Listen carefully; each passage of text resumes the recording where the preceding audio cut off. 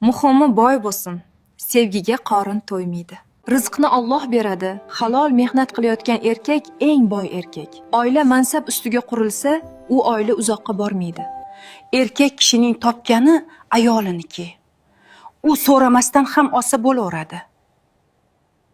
Ayol kishi erining molini behuda sarf qilmasligi kerak.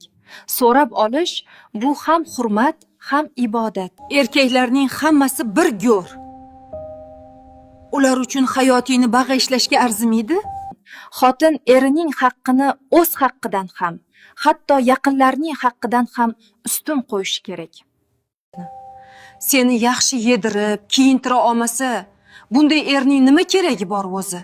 Ayol kishi Alloh bergan nasibaga rozi bo'lishi, eriga injiqlik qilmasligi kerak. Balki xushnudlik va qanoat libosini kiyib, erining rizq topishdayum mashaqqatlarini qadrlashi, harom kasbga o'tishidan qo'rqib, undan hojatdan ortig'ini talab qilmasligi darkor.